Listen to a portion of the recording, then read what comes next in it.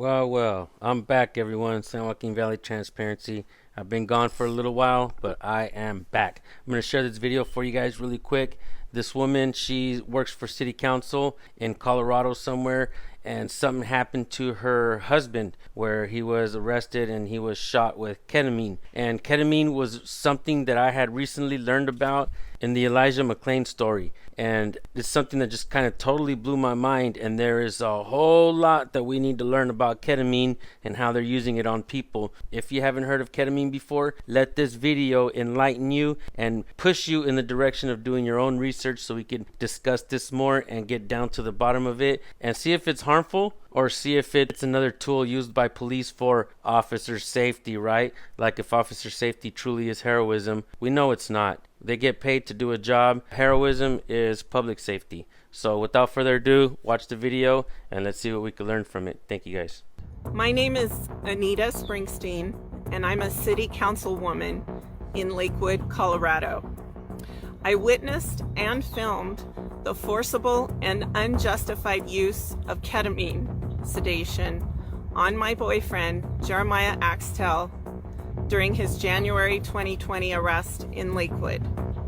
I have declined to comment up to this point because I am a witness, because city leadership is attempting to silence me through intimidation and discrimination, and because I have feared for my family's safety.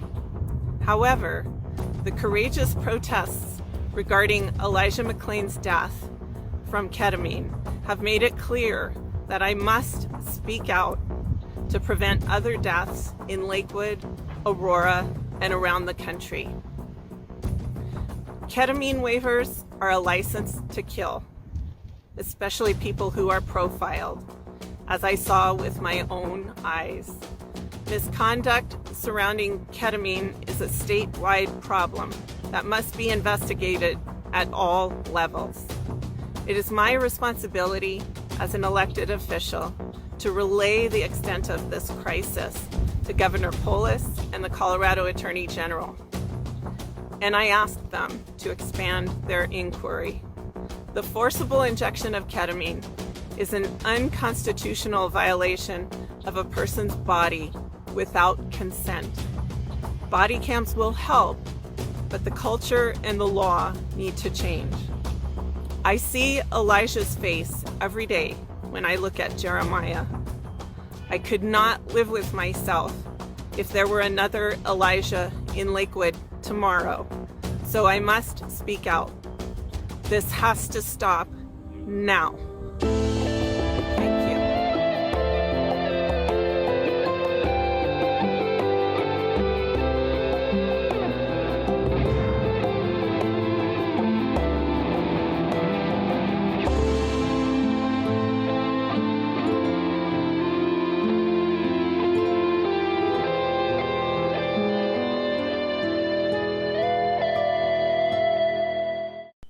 I gotta tell you guys work really fast. I just put out a video about this woman who's talking about her husband who was injected with ketamine while being arrested. And then she talks about the Elijah McClain story, who I did a video on a little while back. And as soon as I post the video, Tony Sweet sends me a comment. He sends me a link, and in that link, I clicked it and I started watching the Eric Brandt show. If you guys don't know who Eric Brandt is, he is a real activist. He's been around for a long time. So if you guys are not subscribed to Eric Brandt, go do that right now because he is freaking awesome. You guys are going to love Eric Brandt. And as a matter of fact, let's go to Eric Brandt's video really quick so you guys can see exactly what he was talking about. Let's have a look. So this is a question about delirium, and it talks here about a usually brief state of excitement and mental confusion, often accompanied by hallucinations. And on the other side, it has violent mental agitation. Well, the difference between delirium, for example, and dementia is that dementia is related to the permanent disruption of the brain structure. It's brain damage, whereas delirium is reversible, sort of like asthma is a reversible condition. Delirium is a reversible condition. It's frequently temporary.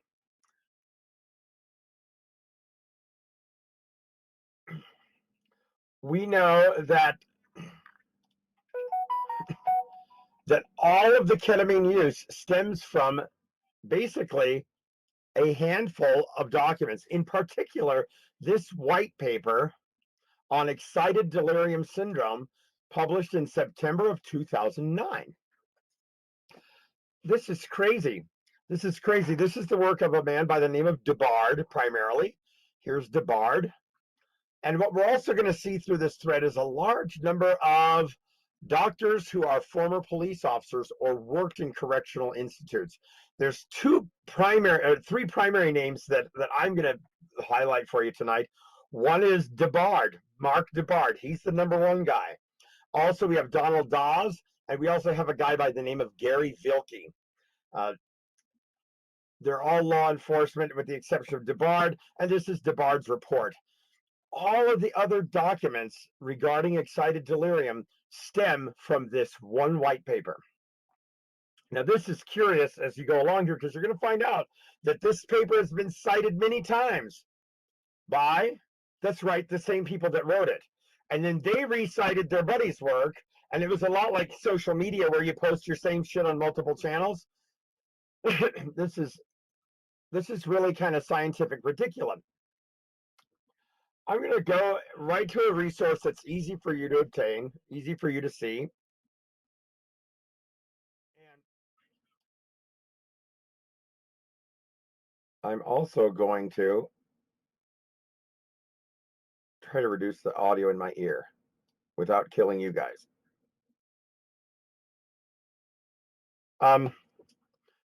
Wikipedia has some really good source here.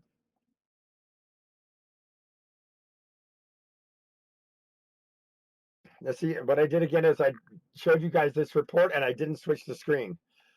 This is that white paper on excited delirium. And here's DeBard, here's Dawes, and this guy is a cop. And here's Mr. Gary Vilke. Gary Vilke doesn't show here, but actually what he did was he worked in a correctional facility for 15 years. First of all, we're going to take a look at the Wikipedia article because this actually was pretty well referenced. And I, again, want to thank everybody that helped me find all of this information.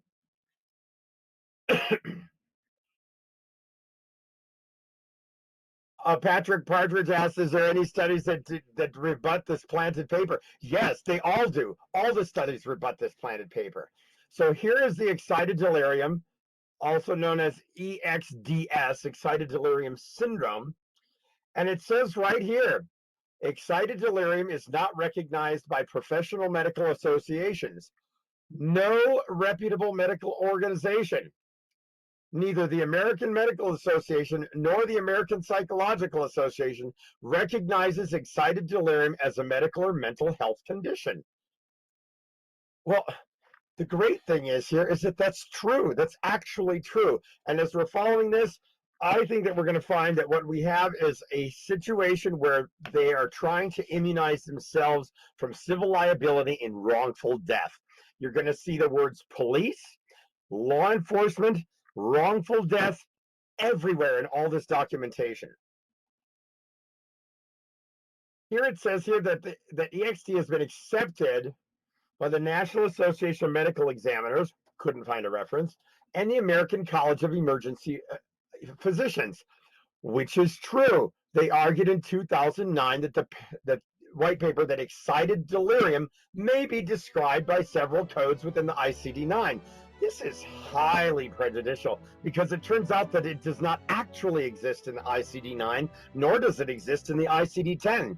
As a matter of fact, it does not even exist in this Diagnostic and Statistical Manual of Mental Disorders. So wait a minute, let me get this straight. So what is basically happening is ketamine was allowed to be used because of some documents that they doctored up, and they created a term for it called excited delirium, basically using that as propaganda to justify the use of ketamine on humans. A lot of people are commenting that it's a horse tranquilizer. Like I said, this is new to me. I'm trying to do as much research as I can, and I was just blown away by the amount of information that Eric Brandt gives. So I'm gonna go ahead and stop the video here. You guys definitely need to go check out Eric Brandt's video, and let's learn as much as we can. There's people reaching out to me, Susan Bassi, Joe Pereira, a lot of really smart activists that are out there. So you guys, let's see what we can find out about this, and let's get it off the market for police to use on people out there. If it's injuring people and if it's killing people, it's bad. Like I said in the last video, officer safety is not heroism,